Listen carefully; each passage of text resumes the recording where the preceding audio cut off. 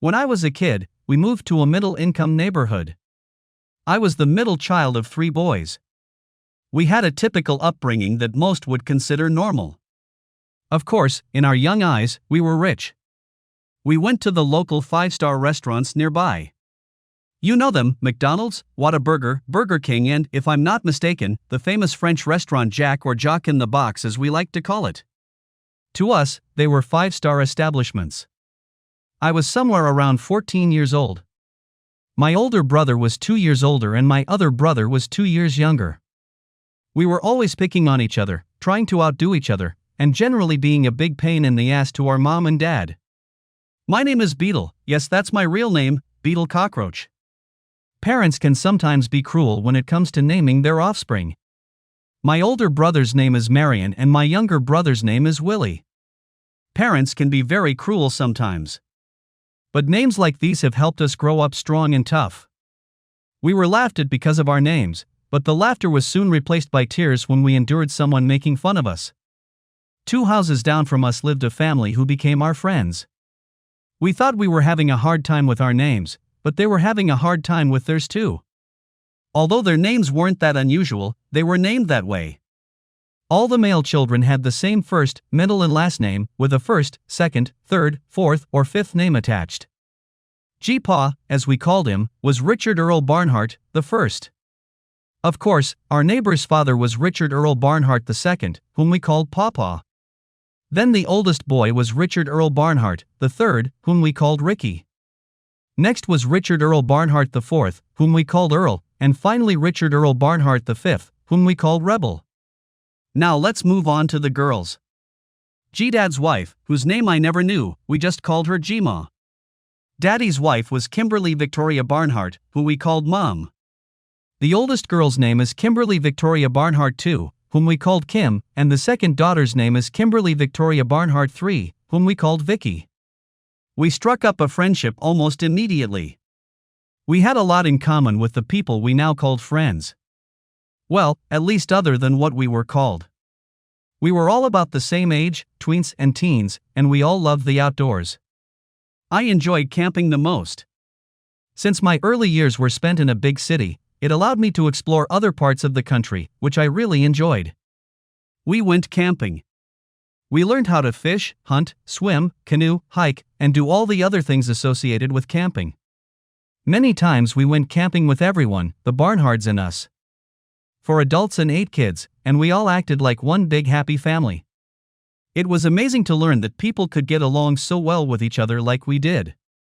Yes, there were clashes along the way, but they always made us stronger.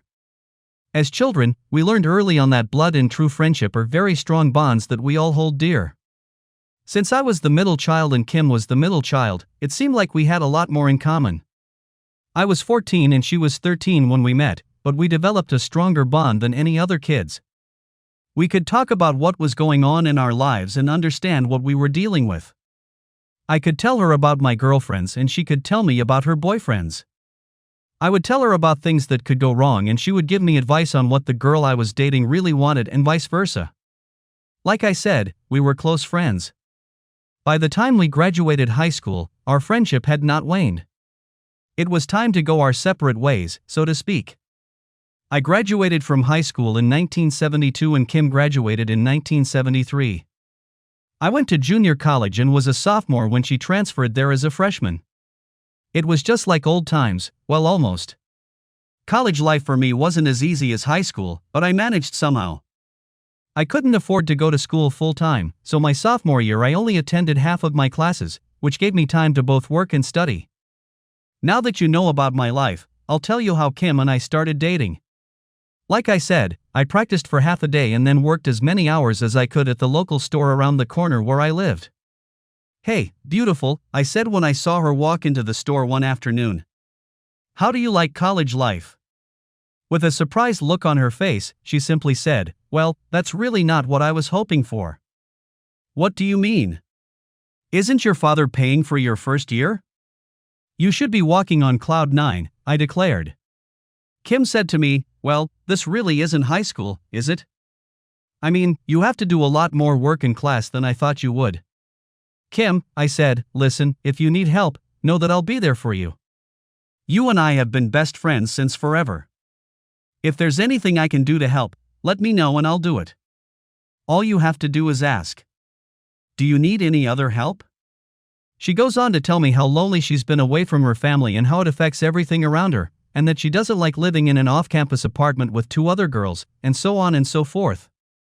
Look, Kim, I'm getting off at 8 o'clock. I'll be there and we can talk things over to make it easier for you. You just make sure there's pizza there so we can eat and work things out. What do you say? I asked. Kim put her arms around my neck and we made a date. In fact, it was a date, but I didn't think much of it. She was the one who said, "Okay, this is a date.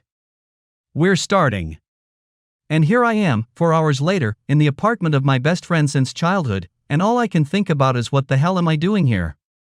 It's Friday night, everyone's out partying, drinking, dancing, going to the movies, eating and doing whatever else they want, and I'm on my way to the apartment to help Kim out of her depression. Well, that's what friends do, right? I showed up at her door and knocked. She answered, holding a slice of pizza in one hand and my favorite soda in the other. I was still wearing my work clothes, and she was wearing cropped jeans and a braless t-shirt. Kim's breasts weren't overly large, but they were nice. I think this is a good time to describe her and me as best as I can. I'm a regular guy, medium build, about 5 foot 6 inches tall. I have blonde hair, blue eyes, and since I like to sing, I have a pleasant voice. I don't have excess muscle, nor do I want to have any. Kim, on the other hand, was not one of those stunning girls that make guys drool. She was 5 feet 4 inches tall, had light blonde hair, freckles on her face, arms, and upper chest, and a chest size somewhere around 34 Bs, but she had a nice figure and shapely legs. Kim also greeted me at the door, kissing me on the cheek and saying, "Come on in. I have books on the table, more pizza on the counter, and sodas in the fridge." I just smiled, shook my head, and followed her instructions. "Kim, where do you want to start?" I thought we were just going to play catch up and then start. "I want to help, but I also need to know a few things before we start," I said. "Okay, Beetle," she said. "Sit down, we'll catch each other, and then we'll start doing what we need to do to help me." Since we hadn't seen each other since I moved away from home, except once over Christmas break, we had a lot of catching up to do. I explained that I was just taking all the basic courses to keep me from getting in the way of becoming a civil engineer, and I didn't have much time for a girlfriend. She explained that her last boyfriend couldn't agree that she needed to start college, and they broke up about 2 months before graduation. I thought, okay, I didn't like that self-centered jerk anyway. He just wasn't good enough for her. We discussed my lack of a girlfriend and all the things I've done and am doing since I got here. We discussed her lack of a boyfriend and everything she's been doing, so it all took about an hour, and we started seriously figuring out what she needed to do. Really, all she needed to do was just get organized. The solution turned out to be so simple. Kim and I often spent time in the student lounge. We studied in the library and generally just spent time with each other. Now I had a girlfriend that I had been dating for a little while, and she had become part of our study group. Becky, that was my new girlfriend's name, and Kim found common ground like they were sisters. Eventually Kim found a guy named David, and the 4 of us became firm friends. Even though I didn't really like David, Kim seemed to like him enough to make her feel comfortable. Even Becky sensed something about this guy, but none of us could figure out why, but we did our best to tolerate him for Kim's sake. Soon my junior college education, which had lasted a total of 3 years, was over and I had to make a decision about what and where I would do. Kim did well for 2 years and graduated from college with a 2-year degree in nursing. Becky and I were there for a short time and she went home. David was still there and it looked like he and Kim were going to get married. I never realized why I disliked him so much, but I tolerated him. If Kim was happy, who was I to interfere with that? Good, bad, or indifferent, I decided to join the army. I figured I would have enough grant money after completing my enlistment to complete my civil engineering education. I could take relevant college courses while in the service, so it seemed like a good option. Mom and Dad didn't like it, Kim didn't either, but what is, by the way, I hate that phrase to this day. I applied 2 days after Kim graduated and left the country for the next 4 years. A lot happens in 4 years. Kim got married and had a baby. beautiful baby girl. My older brother joined the Marines the year before I enlisted, and he spent the next 4 years as an MP while my younger brother got married and started his family. I completed all my college classes online and had a civil engineering degree by the time I was discharged. Believe me when I say that there are people in the service who are always willing to help you when it comes to learning a subject. Even the officers I served under were helpful. I could have zeroed in on becoming an officer, but it wasn't in my blood. I was ready for the real world with real problems. Like I said, I was ready to face the world, but I didn't anticipate what would happen when I finally returned home. My family was still intact. The closeness between my family members was not strained. Marion decided that the Marines were just a bunch of grown-up Boy Scouts, and when his term was up, he decided to get on with his life. He decided to become a cop. Once in uniform, always in uniform, that was his obvious line of thinking. Now Willie and his wife have 2 children and are doing well. As for the Barnhards, they were all doing well, except Kim. She, on the other hand, was not doing as well as the rest of the family. When I asked my mom about Kim, she told me that her marriage to this boy, as she put it, was a mistake. I already knew this, but I remained silent. She explained that David seemed to be keeping something secret from Kim's family. Mom told me to stay out of it because there was nothing I could do about it now. You need to move on and get your own way, Mom said. Kim will eventually figure out what she needs to do, and hopefully soon. Look, Mom, you know Kim and I have been best friends since we met. She's like real family to me, I said. I can't stand the thought of her being unhappy. I know, son, but let the dog sleep, she said. I was very worried about Kim and knew I had to help her if I could. I now knew that she worked as a nurse at a local hospital, and I also knew that she was having problems with her husband. While I was in the military, Kim had given birth to a baby girl. I had never seen or met the baby, but if she is anything like her mom, she should be cute as a bug. 3 weeks passed and I ran into Kim at the hospital. I had to get a full physical there for the company I was going to work for. Kim looked exhausted as hell. I felt like she had aged 12 years in the 4 or so years since I had last seen her. We talked, but not much at all. For some reason she seemed a little confused when talking to me, and I couldn't figure out what was wrong. I had to find out what was going on. I talked to Marion to find out what he and the police department knew about David. He told me that he could get in trouble for talking about David, but since we are family, he would take his chances. David had been in trouble with the law almost from the day he and Kim got married. Having a baby didn't slow things down. Marion came to their home numerous times investigating spousal abuse.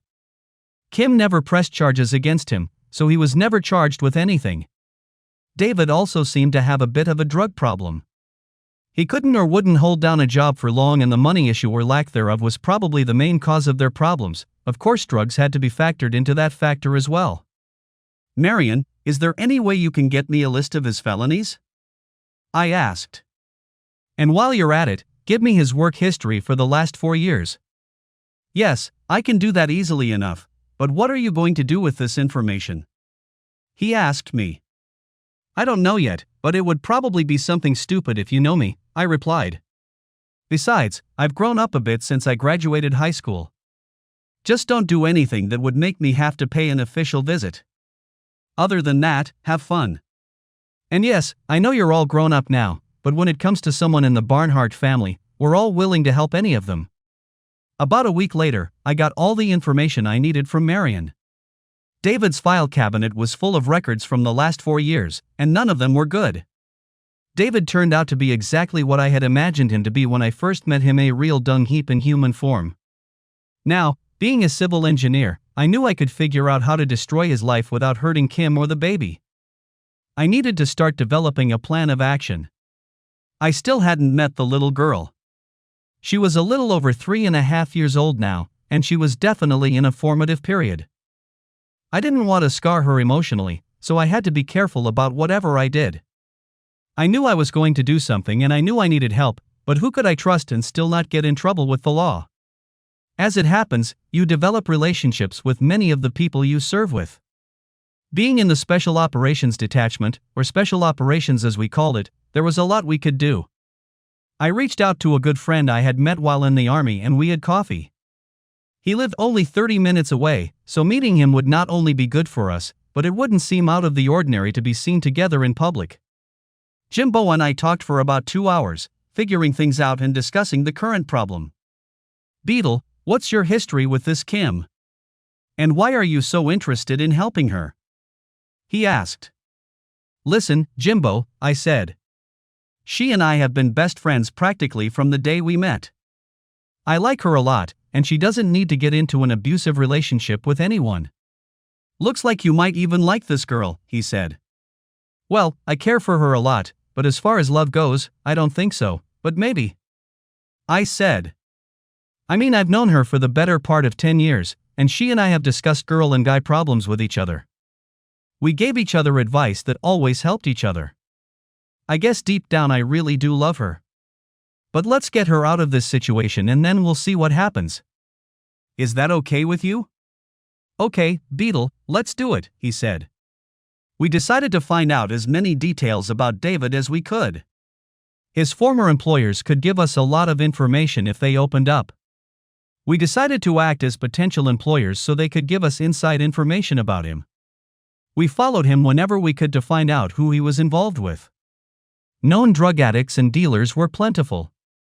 If we could find and prove that he was dealing drugs, it would be easier for us to get him to incriminate himself before the law. Using my brother's information, we were able to convince the local police department to give us a little leeway in this matter, but only on the condition that we didn't flagrantly violate the laws ourselves. David's former employers were very helpful. At least 5 of them volunteered more information than we thought was legitimate. We told them we were a high-secrecy company and needed people with low integrity, and they even gave us a few more names than we thought we needed. As it turned out, several of the names we were given were also those of his associates. When others want to help, that's for sure. It was time to put part of the plan into action. Jimbo approached David with an offer he could not refuse. Jimbo told him he needed to buy 30 pounds of weed, 20 ounces of methamphetamine, and a host of other illegal drugs. My brother was also on board with the idea of nailing this scumbag as well as the police department. As luck would have it, my brother was called to another domestic altercation at their address. He called me to let me know something was going on. When I arrived on the scene, everything was in complete chaos. Kim was badly beaten. David was in handcuffs, and I was furious. Marion decided that this time David would have to spend a night or 2 in jail. Kim needed someone to stay with her. She really needed to see a doctor. She adamantly refused to go to the hospital. I decided to stay the night with her and the baby to help. The next morning I made Kim sit down and talk to me. She looked like she had been through a meat grinder. Her face was badly bruised. Her body was bruised too and had turned black and yellow. I was not happy. Kim, listen, you need to get out of this relationship, I said. Bug, I have nowhere to go, she said. I can't go home because Daddy would kill David for it. Plus it's not the first time this has happened. I really don't know what to do next. I'm worried about the baby. What if he hurts her? What am I going to do then? After thinking about it for a few seconds, I told her, Kim, pack everything you need for you and the baby and come over to my place. I bought that 2-story house we liked when we were kids a month ago, so there's plenty of room. You and the baby can stay upstairs alone. I'll stay downstairs in the master bedroom until we decide what to do next. I'm absolutely not leaving you here without any protection. End of conversation.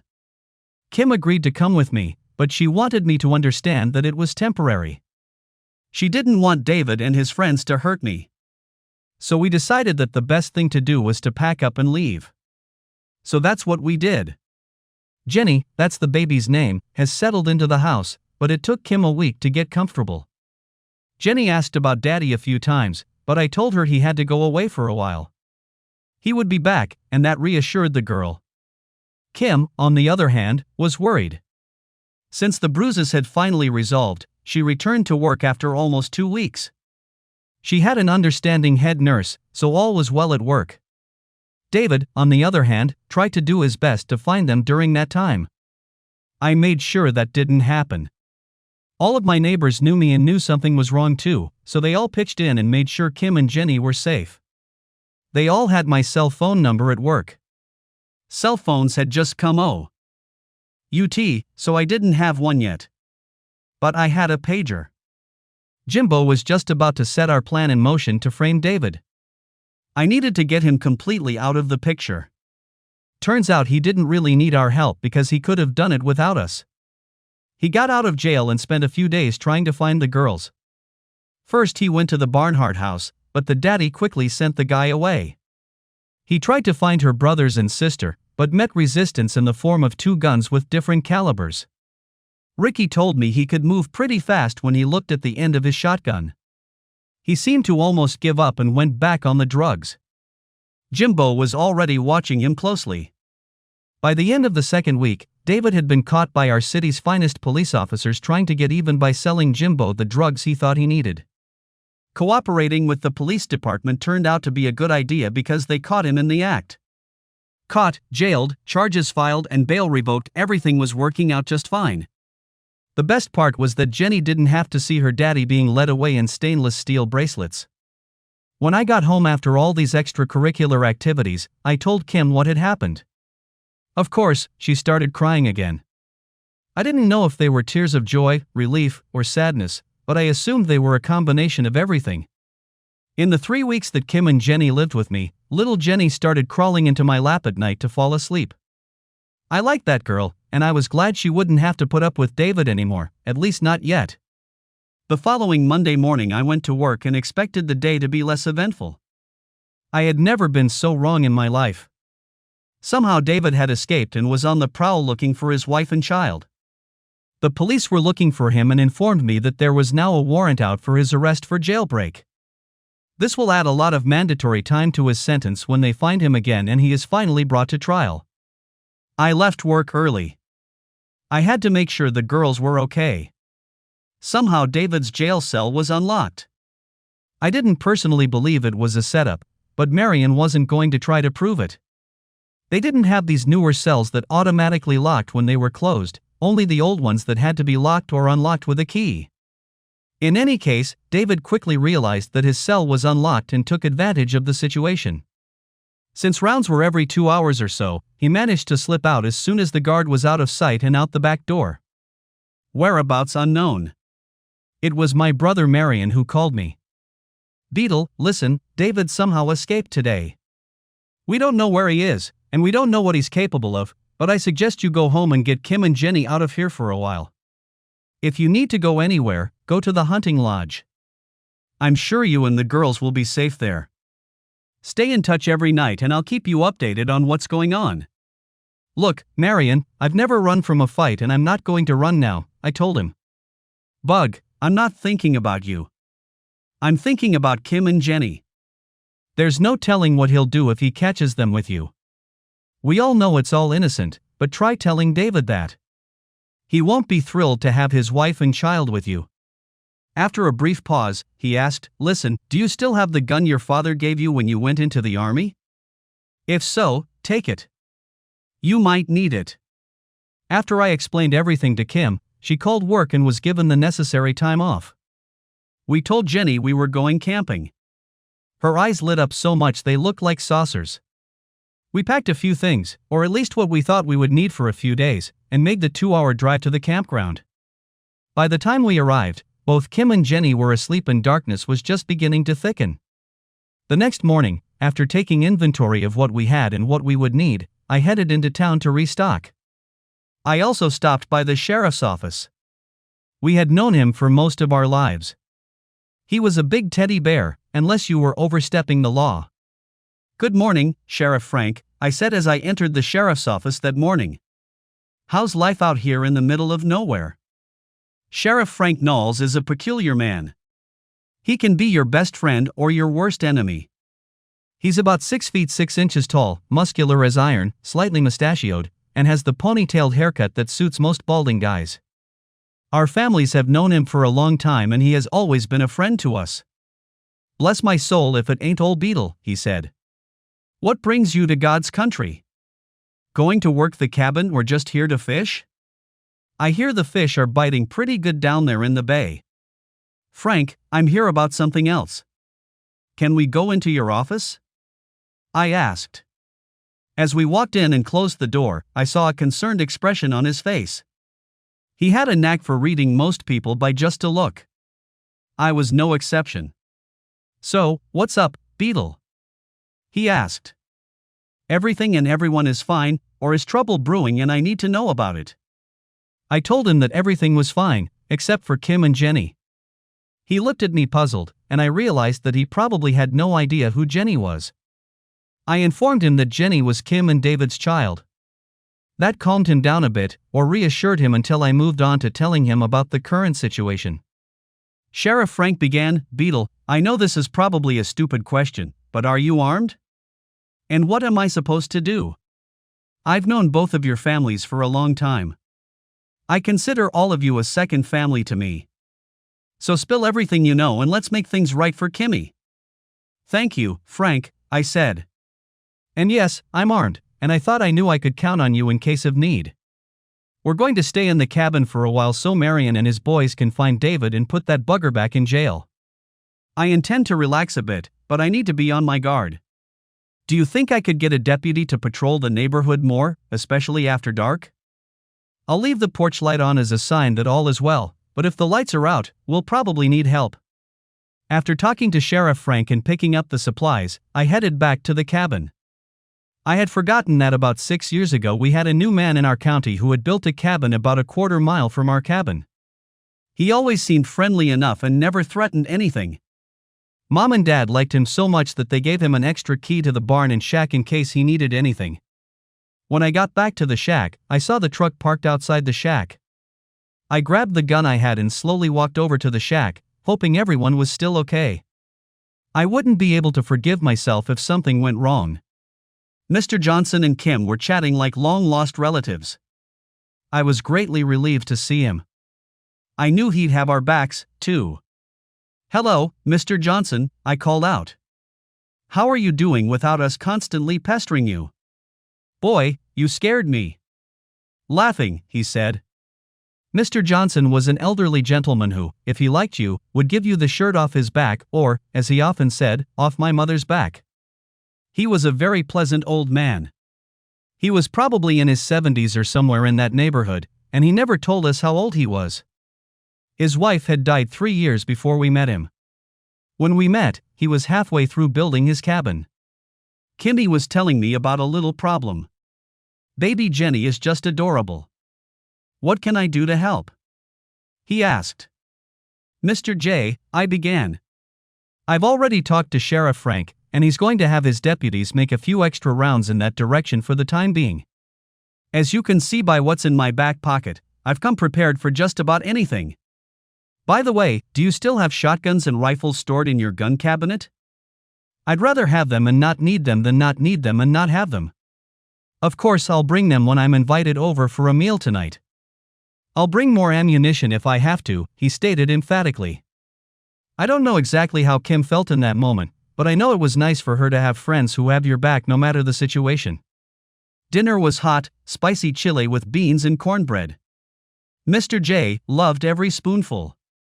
Perhaps he was tired of cooking by himself because he even volunteered to help with the dishes. Little Jenny decided he was her new grandfather. What's the old saying? If little kids or dogs like a man, he'll be all right. Jenny really liked Mr. J, and he seemed to like her too. Somewhere around 30, I called my brother to tell him what had happened that day, and he told me what had happened along the way. David was as elusive as an experienced mouse circumventing a mousetrap. One of the officers slowly drove around the neighborhood of Kim's house and my house, hoping to catch a glimpse of David. But nothing was spotted. All the other officers spread the word to their chairs that David was being sought and they needed him as soon as possible. They convinced the chairs that it was in their best interest to help find this guy, and fast. I knew that David had only been to the cabin once in the past, and that was before he and Kim got married. So I wasn't sure if he remembered the way there or not. I openly stated that I hoped he didn't, but secretly hoped that yes, I wanted him, and I wanted him badly.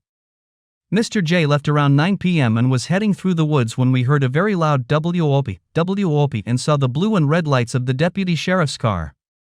I ran outside with a flashlight and saw the deputy and Mr. J loudly discussing why Mr. J was there. When I arrived at the scene, I told the deputy what was going on and why, and thus spared Mr. J from any misconduct or suspicious activity. I thanked the deputy for his diligence, as did Mr. J. We all dispersed and I felt a little bet. No one had seen or heard the deputy drive up, and that was a good thing. After everything was ready for lights out, I told Kim to keep the porch light on and why. It freaked her out a little, but knowing that the deputy had discreetly driven up earlier, she was able to figure it out. She and Jenny went to bed, and I sat down at the table and started reading. The back porch of the cabin overlooked the lake. The moon was full, not a cloud in the sky, the water so smooth it looked like you could skate on it, and it was only August. We've never had a problem with pesky insects, just the occasional gnat, and tonight was no different. The fragrant smell of cedar trees mixed with pine trees made for a pleasant ambience. The night air had a slight whiff of air rising from the lake and wafting onto the porch, so I couldn't imagine a better evening to sit and read, think, or just enjoy the moment. I must have fallen asleep, because the next thing I knew, Kim asked me what I wanted for breakfast. Jenny wanted sausage pancakes and we all ate them. It was nice to see Jenny enjoying herself. Jenny was constantly underfoot, wanting to help. She replied, "I like to go camping." All I had to do was smile and agree that she looked as cute as a teddy bear. Either I was really hungry or Kim can cook, because I don't usually like pancakes for breakfast, but these were good, really good. After breakfast, when the dishes were put away, we decided to let Jenny explore the neighborhood. So off we went. First we checked out the lake, then the area around the cabin and even an old shed where something that looked like a flat-bottomed boat was stored. She really wanted to go out on the water, but I managed to convince her to wait until the next day, then we would have time for that. Lunch passed without incident. Sheriff Frank rode out to meet us and informed Kim and me that David still hadn't been seen anywhere in town. He feared that if he thought Kim and Jenny were around here somewhere, he would be here and cause trouble. I agreed and Frank left. I thanked him for patrolling and told him about what had happened last night. He smiled as he left. For dinner, Mr. J was invited over for hot dogs, Jenny's favorite. Mr. J liked the hot dogs too. "Best damn dogs I've ever seen," was his comment. Jenny fell asleep on Mr. J's lap. Shortly after that, I finally put her to bed. Before Mr. J left, we discussed everything that had happened so far. He said he was very concerned about the health of the two girls. That evening went without incident. Except for the fact that Kim walked in on me while I was in the tub. I was already soaking and almost asleep when suddenly I heard her stammering something about how "I'm sorry, I didn't know you were here," and, well, you know all the things that go along with such incidents. Good thing the tub is an old one, on claw feet, so it has deep sides and you couldn't see anything unless she was lying right on top of me. When she finally left and closed the door, I decided I'd had enough and finished my nightly routine. Kim was still embarrassed about what had happened, and when I finally showed up in the living room, she started blushing again. The next morning I started laughing again, and that made Kim laugh. I started laughing at her embarrassment and that made Kim laugh, and finally Jenny laughed. She didn't know why, but it was funny. The next morning went smoothly. I showed Jenny around. She wanted to see everything. She even made me promise to get the boat out on the water later that day. Shortly after noon I went to the boat shed and got the boat out, but found a couple decent-sized holes in the bottom. I would have to either patch them or replace them, and I didn't think I could patch them, nor did I want to. About this time Mr. J came in and said he didn't remember the boat having any holes in it when he put it in a month ago. Something was wrong. Since the boat was about 100 years old anyway, I decided to replace it and use the old one for a flower bed. I asked Kim if she and Jenny wanted to join in. Can you say family outing now? Yes, I know we're not really a family, but it felt good just to say it out loud. We loaded up and headed for town. On the way, I stopped by Sheriff Frank's house and told him about the boat situation. It could have just been vandals, maybe just rotten aluminum or something else, so I figured he might have some information about possible atrocities in the area. He told me that he didn't know anything about what was going on in the neighborhood, but he would keep an eye out for possible pranks by kids. This seemed plausible to me, and we left it at that. We found a small sporting goods store on the outskirts of town and found what we wanted. Jenny found a few other things that she thought she liked, and I, after thinking about it for a while, bought them for her. One thing she really wanted was a loud whistle.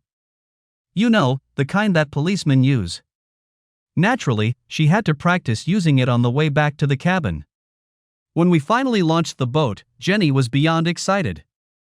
We sailed over to Mr. J's house, rounded a small cove and just gave her a cruise around. When we finally got back to the cabin, Mr. J had already set up the barbecue and was grilling hamburgers for all of us. He simply said, "Well, you cooked overnight, so I figured today would be my time." All in all, it was a very nice day and everything was fine at the cabin. I called Marion to see how things were going. "Listen, Beetle," he said. "We haven't been able to find David's hide or hair. We're not even sure if he's still in the area. I'd advise you guys to stay alert and exercise caution in everything you do. I have already called the sheriff's office and informed Sheriff Frank of the situation at this time. I don't want to alarm you, but you can expect trouble." "Thank you, Marion." Mr. J seems to be on alert, too. When the deputy ran his headlights and siren at him the other night, it let him know that all is not well right now. I think Mr. J even hopes David shows up. Thanks for the heads up. We'll keep our eyes and ears open for anything out of the ordinary. By the way, when was the last time you were here? "Why, is something wrong?" asked Marion. "Yeah, the boat had a few holes in it. I went out and bought a new one today. This boat is 100 years old, of course, and probably needs to be replaced anyway, but I thought I'd ask you about it anyway. No one I know has been there," he said. "What do the holes look like?" "Looks like the boat hit a snag in the water. Ripped, jagged, and all. One of the holes was about 4 inches in diameter. Do you think that's normal or not?" "With my training, I don't consider them normal. The boat had to be going 30 miles an hour to make a hole that big." "Well, since you say no one's been here, I'll do a little more investigating tomorrow. Have a good evening, brother. Give your wife my regards." We hung up. Knowing about the boat made me a little worried, but I still hoped it was just the kids being mischievous. I decided not to tell Kim about it, because I didn't want her to worry. She had enough to worry about as it was. Around 9 p.m. we were just about to go to bed when there was a noise outside. I turned off all the outside lights, hoping that if there was a deputy sheriff patrolling nearby, he would stop and help sort things out. I grabbed my gun and went to sit on the back porch again. This time I didn't have a book to read. I just wanted to look around the neighborhood and see if I could see or hear anything else. 2 hours later, a sheriff's deputy showed up and noticed the porch light was off. He got out of his car and walked quietly to the back of the cabin. I saw him before he saw me and whispered to him that I was glad to see him. I told him what was going on. He told me to go into the cabin and wait for him. He would check it out for himself. The deputy went back to his car, pulled out his night vision goggles, and went to look around. When he returned about 30 minutes later, he informed me that he had found cat tracks near the dumpster. They were the tracks of a large cat. It was probably a cougar or someone's big house cat. That calmed me down somewhat and things got back to normal. I told him what my brother had told me and he said he would radio it in and make additional runs to make sure we were okay. After copious sodas, he left. It was time for me to take a bath and go to bed. I checked on the girls one more time. Jenny was sound asleep, and I figured she would be. Kim, on the other hand, was sitting on the edge of the bed, kneading her arms. "Kim, are you okay?"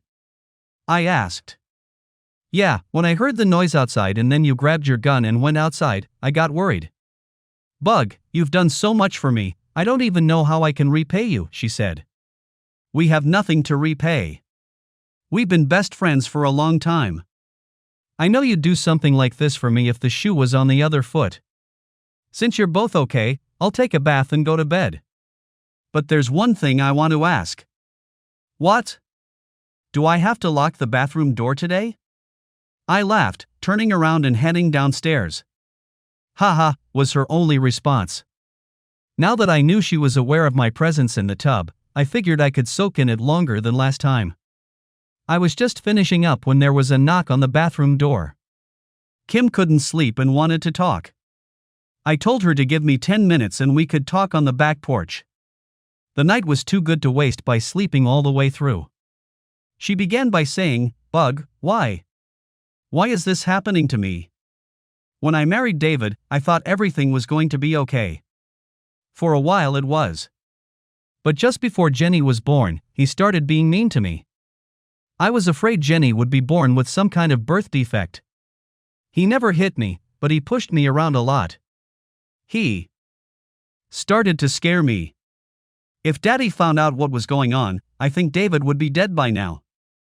You know how protective he is of us and your family." I couldn't bring myself to believe that David was really a bad person. He had a hard time holding down a job, but he talked openly about a lot of things, and I always thought his employers held it against him. But that wasn't true, was it? I shook my head and let her speak. Kim continued, "What am I supposed to do now? I don't want to run home to my daddy dragging my baby girl with me. I have to be strong, but I don't know how. Will you help?" It was at that moment that I thought about telling her what I knew about David from the police reports. The questions now preoccupied me. Would I play into her hands or expose myself because of this information? If I let her know what I had, wouldn't she think I was being pushy or just trying to get information? I decided to keep it to myself for now. If I need to, I can always tell her what I already know later. Maybe she'll tell me more so I can be better prepared. After all, knowledge is power. I started by saying, "Kim, I'll do whatever it takes to keep you and Jenny safe. I like that little naughty girl, and I think she likes me too. So stop worrying about what could go wrong and start thinking about what you want to do next. You need to seriously think things through. You are young, and you have responsibilities. After things settle down, you know that you and Jenny can stay with me for as long as you need. The house is too big for one person. I bought it with a family in mind, so it won't be much trouble for the two of you to be around. Besides, it would be nice to hear her running around and having fun. And it would be nice for you to smile more often." With that, we decided to head to bed. It was getting late, and I knew Jenny would probably be up early. She had a lot of exploring to do. Kim and I cuddled up for the night and went to our rooms. Somehow during the hug our lips met and we kissed, awkwardly, but kissed nonetheless. After a brief pregnant pause, we went inside. The next morning I woke up to a jolt. It wasn't from any noise outside or anything that was going on inside the cabin. I had a very vivid dream about Kim and me. Like I said, we have known each other for a very long time. I had never had this kind of dream about her before, and that bothered me somewhat. She and I were making love and it was very intense. I've heard that dreams are always black and white, but this dream was in vivid colors. I could see her freckles on her nose, her breasts, and her arms. I could see the hair on her head. I could even smell her perfume. Needless to say, the dream turned me on. She was, at least in my dream, the most sensual woman I had ever been with. In my dream, we were perfect for each other. I needed coffee. I really needed coffee, and lots of it. When I finally made it to the kitchen at the cabin, Kim realized something was bothering me. Jenny was still asleep, so we had some free time. To tell her about the dream or not. I decided not to. She looked nervous too. Then I asked her about last night. "Kim, didn't we cross the line last night when our lips touched?" "No, I don't think so," she said. "What do you think of that?"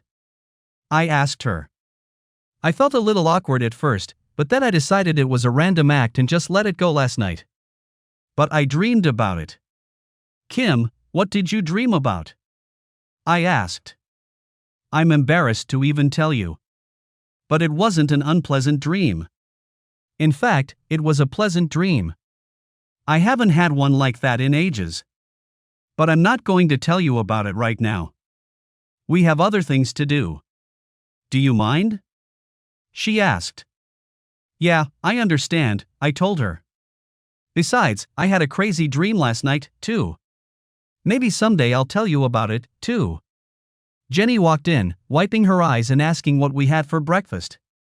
I think that helped Kim and I forget about sleep for a while. I didn't have much planned for the day, so I asked if they wanted to go into town for supplies. I hadn't gotten much that day, and figured we'd need more if we were going to stay here long. A knock on the door quickly got our attention. We both didn't know what to expect. I told Kim to take Jenny upstairs immediately. I grabbed my gun and walked to the door. Mr. J was there. Relieved, I let him in. "Bug, did you hear any sounds last night?" he asked. I thought I heard something, but I wasn't sure. My hearing wasn't what it used to be. I was going to come over last night, but I saw the deputy's car go by and figured you hadn't called for backup, so I just left it at that. Yeah, it was some big cat or something, that's what the deputy told me. Anyway, if something like that happens, I don't want you to get hurt, so stay home. You'll do that for me, won't you? Said I. Kim and Jenny came back down the stairs before he could answer. So the four of us made breakfast and had a good meal. Mr. J convinced us to go into town to unwind, which was a good idea. After getting cleaned up, we hit the road.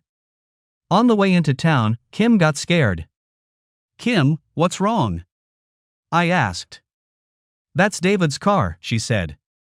"Are you sure?" "Yeah, I recognized the big dent on the driver's side front door." "It's definitely him," she said. "Okay, we'll visit Frank first and call Marion at the sheriff's office. We'll do whatever we need to do to keep you two safe." I stepped on the gas pedal and drove into town as fast as I could to avoid an accident. We pulled into the sheriff's office where we were met by Sheriff Frank and a state trooper. We told them where we had seen David's car and what direction it was traveling. We all knew he was probably heading toward the cabin, but whether he remembered exactly where it was what worried me. After speaking with Sheriff Frank and Marion's phone call, the sheriff and I discussed what to do. "Listen, send a squad to the cabin. Mr. J is there alone. He doesn't know David, but he understands what's going on. I don't want the old man to get hurt," I said. "Let the police handle it," Marion told me. After we left, 4 hours later, a sheriff's deputy called dispatch and said there was no car in the area. He couldn't find anything. The highway patrol was on alert on the main roads, and the sheriff's office was patrolling the back roads. It seemed like there was a whole hunt for him, but he was eluding everyone. The only way he could do it was to hide his car somewhere and travel farther on foot.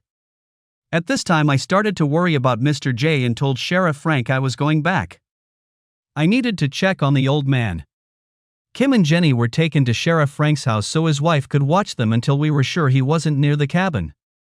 When I finally returned to the cabin, I found Mr. J lying on the ground near the porch. He looked injured, or perhaps dead. I checked for a pulse, thank God there was one.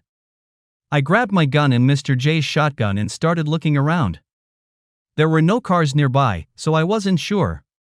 If David had parked anywhere nearby, he'd probably know by now that the girls had stayed in the cabin. But did he know I was there too, or what exactly did he know? I couldn't find any hint or trace of David anywhere. I decided the best thing to do was to load Mr. J and take him to the hospital. Just as I was pulling out, David's car stopped and blocked my path. I put it in reverse and slowed down. Since the road between Mr. J's house and our cabin was well traveled, I decided to try to drive down it. No sooner had I reached the spot than a stump from a small sapling punched my front tire and blew it off. Nevertheless, I knew I had to first, get out of here, and second, get Mr. J some medical attention. David was quickly catching up to me. He started shooting at my truck. He had already shattered the back window and I didn't know how I was going to get out of there alive. He stopped firing to reload, and I took that opportunity to get out of the truck and try to find cover. I started to shoot back when I heard gunshots from the other direction. Damn, he had brought help. David turned around to see where the gunfire was coming from, and I took the opportunity to start shooting. I hit David in the chest, but it didn't seem to faze him. Just then another shot rang out from the other side and David went down. It was a headshot from a sheriff's deputy patrolling the area. David lay dead on the ground. A deputy radioed it in. Officer involved shooting, shots fired. Need an ambulance and backup. 25 minutes later, the whole area was swarmed with police officers. Both the sheriff's office and state troopers had arrived.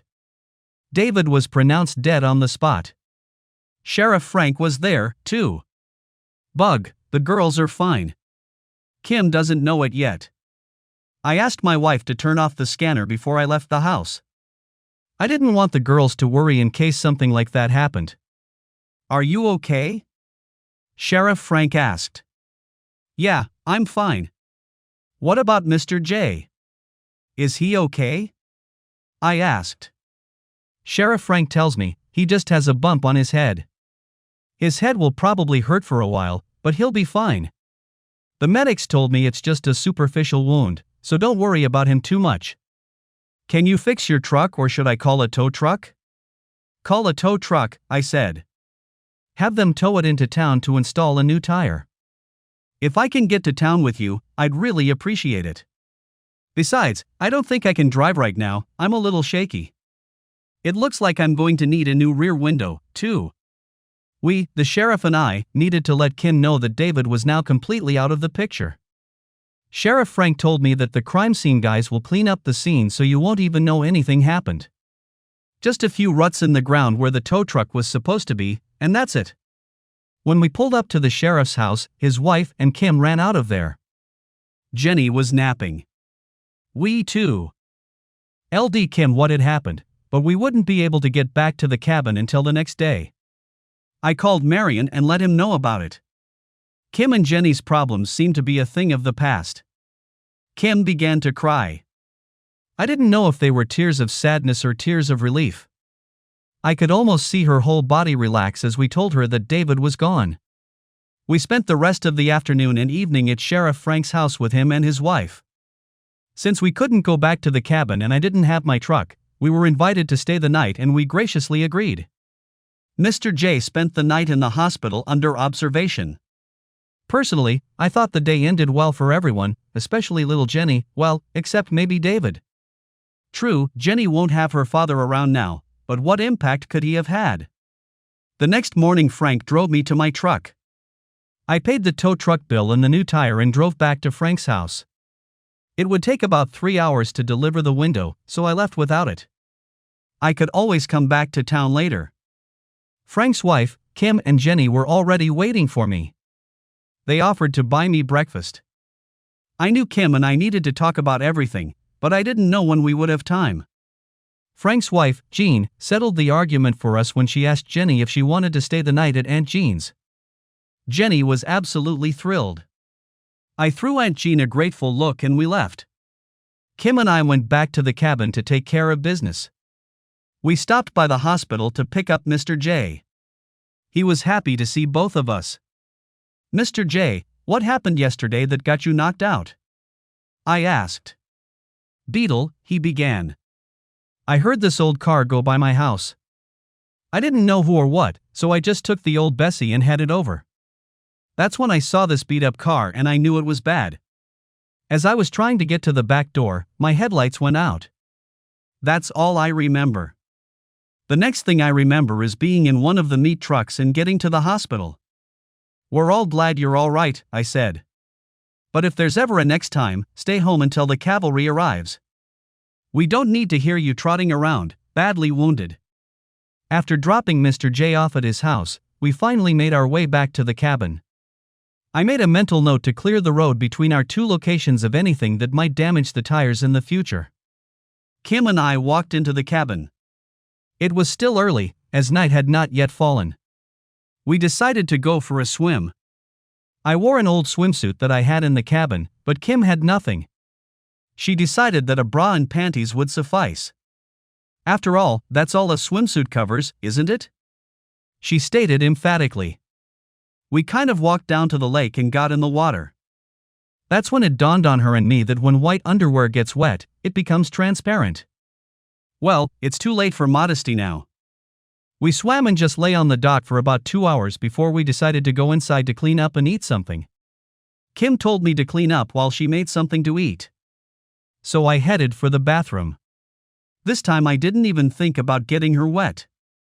I cleaned myself up in record time so she could get cleaned up and I could finish cooking. But when I walked in, she was just finishing cooking hamburger patties and beans. She was still in her panties and bra, which seemed to make this one of the most erotic scenes I'd seen in a long time. We ate, and I cleaned up the kitchen while she tidied up. It didn't take her long. When she came back, she was wearing loose-cropped jeans, short, very short, and a white t-shirt with no bra. I grabbed a couple bottles of soda from the fridge and we sat down in the living room by the fireplace. She sat close enough to me to snuggle up. We used to do that a lot when we were kids, but there were always others around. We started talking about everything that had happened during the day. I started like this: Kim, what do you think about what happened? I mean, David was killed by a deputy yesterday after he almost killed Mr. J and me. Jenny's dad won't be around, and that's something that will hurt her in the future. I'm not sure of anything right now, she said.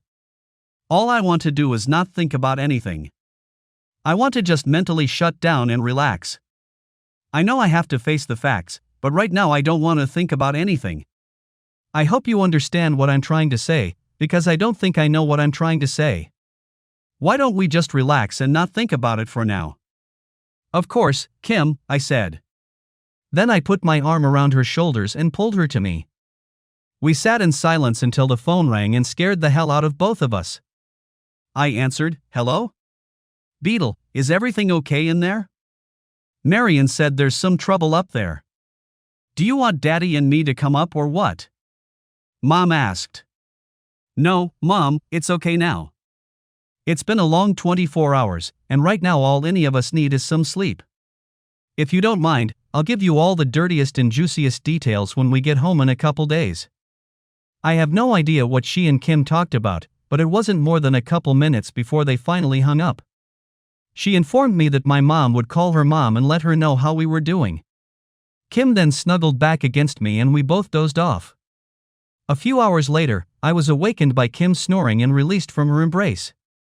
I needed to go to the bathroom, so I just walked out the back door and let her scamper off the edge of the porch. I wasn't finished when Kim poked her head out the door, and for the second time in the last few hours, I was scared again. I hadn't expected her to show up, so yeah, she scared me. Need help? She asked. A little embarrassed, I answered and almost jumped off the porch and said, "No, I'm almost done." We laughed and headed inside. Kim, I think it's time for bed. You're fine and you can sleep upstairs by yourself or you want to stay downstairs with me, I said. It wouldn't be the first time we've slept in the same bed, but of course we were kids then, but still the offer stands. I think I'd really like to have a company, she said. So we went to the big bedroom. Usually, at least since I came home from the army, I sleep in boxers. I decided to wear short pants over them for the night, and I climbed under the covers and turned off the light. A few minutes later, Kim crawled in next to me. I didn't know what she was wearing, but I figured she was still wearing her t-shirt. She laid her head on my shoulder and just snuggled up against me. Soon I heard her deep breathing and assumed she had fallen asleep. I was wrong. The next moment I realized that her hand had moved to the front of my body. Starting at my stomach, she stroked the front of my body in a circular motion, moving up to my chest. There had been a lot of thoughts swirling around in my head before, and now I had something to think about and worry about. I knew Kim was at an honorable stage in her life, and I knew I would always be there for her if and when she needed me. We were so close. But after that damn dream I'd had last night, and now that she was rubbing her front against me from waist to chest, it seemed like a dream come true. I didn't want to take advantage of her, but damn.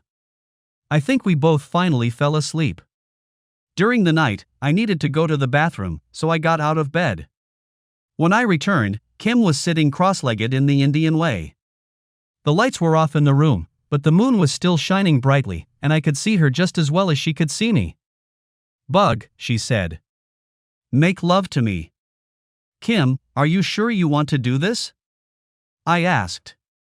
"With everything that's happened, I'm just not sure it's the right thing to do right now." "Yeah, I'm sure. I haven't been this close to anyone in a long time. David and I stopped being close a couple years ago, right after Jenny was born. I honestly don't remember what it was like to be loved by someone. You and I have always been there for each other, and you've gone the extra mile, at least that's how it feels to me." With those words, she threw caution to the wind and took off her t-shirt. Then she said, "That dream I had last night, the one I promised to tell you about later. Today I want to show you what I dreamed. For some reason it seems more right than I could have imagined. To be honest, the dream I had last night was also very similar to this one. I dreamed that we were making love, and it made me emotionally upset. I think partly because we've known each other for so long and have been friends for ages, it might have been wrong. But like you, I wanted to. I told her." With those words, I took off my shorts and boxers and quietly slid into bed with her. She removed the last remaining article of clothing, her panties, pressed herself against me and began the process, kissing me hard. I responded to the kisses as vigorously as I could, and we finally got down to what we had dreamed of. In fact, to be honest, I believed deep down that this was why all the things that had happened over the past few days had happened. David needed to be removed from his and Jenny's lives, but I didn't envision it happening the way it did.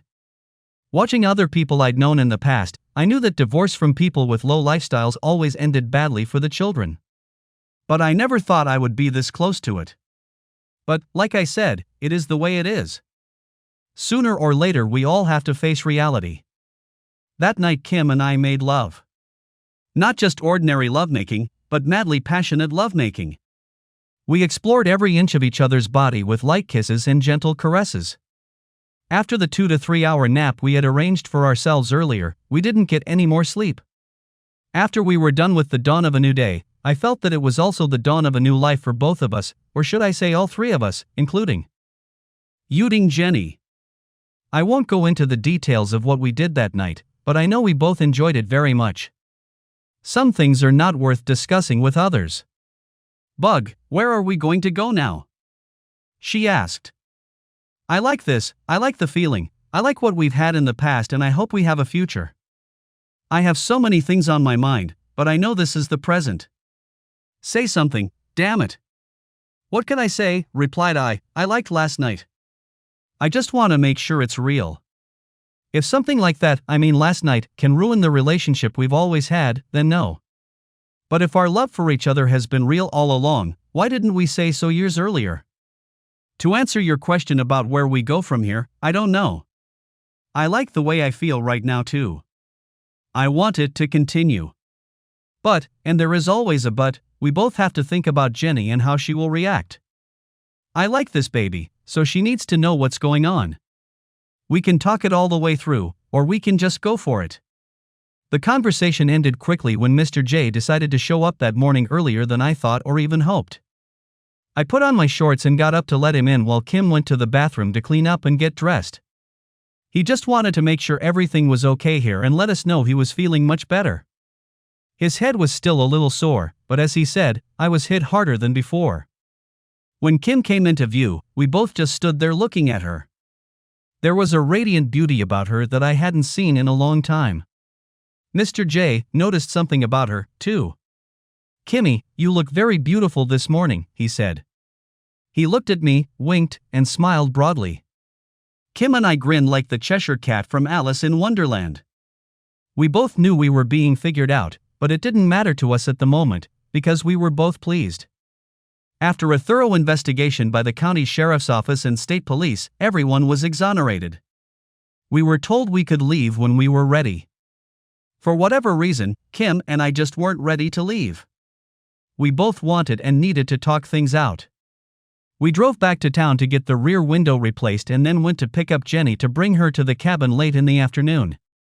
I knew Jenny needed to say something, but I didn't know how or what. Kim decided that she would tell her in private, which she did. The next time I saw Jenny, she was crying. Her sadness brought out a sadness in me that I didn't know existed. After a few months, Kim and I formalized our relationship. We started seeing each other often. Not because she and Jenny hadn't separated, but because she had moved into my room in the house in town. Jenny was very comfortable there and I didn't want her to get evicted and have to start over. Yes, I know, children seem to be able to start over much easier than adults, but still, I loved that girl. Looking back, I realized that Kim and I had loved each other from the moment we met. We decided to make things really official and set a wedding date. I couldn't have been happier. Kim and Jenny couldn't have been happier either. A year and a half after David's murder, we got married. We went back to the cabin for our honeymoon and spent 10 days there. My mom and Kim's mom left Jenny for that time, so we were alone, except of course for Mr. J, who was a quarter-mile away. After the first day, we didn't see him until we finally went to his house. "How are the newlyweds doing?" he asked. "Now, I didn't think you'd come to get some air. But I'm glad to see you." "Thank you, Mr. J," I said. "We're doing fine. We just thought we'd stop by and check on you and see how you're doing. We're thinking of going into town to get something to eat. Would you like to join us?" "Of course." "What time will we be in Alewife?" he asked excitedly. "How about 4 o'clock in the afternoon? You should plan on being in town for about 3 or 4 hours. It's all on us," I told him. "That's enough time for us to see a little of the city and have lunch." "Alright, I'll see you then," he said, and we went back to the cabin. Kim asked me, "Bug, what are you up to? You don't usually invite others when we have things to do in town." "Yeah, I know. I just don't want you sitting outside alone while I talk to the county commissioner. Besides, if we do that, Mr. J will be walking around town like a peacock with his tail feathers fluffed out. It'll be fun to watch the look on his face. I wouldn't want him to find out about this secondhand," I told her. After lunch we picked up Mr. J and headed into town. The first thing we did was to stop by Sheriff Frank's office to pay our respects and ask him to go with us to the county commissioner's office. He knew what this was all about and was in full agreement. When we finally all got together, the job offer was signed, sealed, and delivered. I was to be the new county engineer. Mr. J would get a street named after him for his efforts during and after the David incident.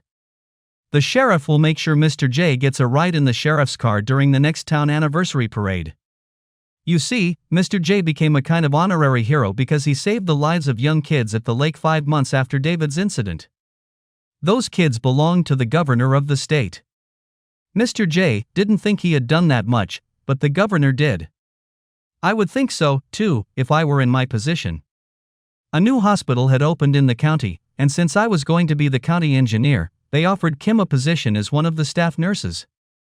We were going to move there to start the family we both wanted. Kim was 2 months pregnant, by the way, and we were hoping to give Jenny a sibling and maybe a couple more little siblings. My brothers didn't mind me buying out their share of the cabin because the cabin was getting old. But I felt that with a lot of tender care and a lot more money, we could tear it down and build a new one big enough for the family we wanted to live in.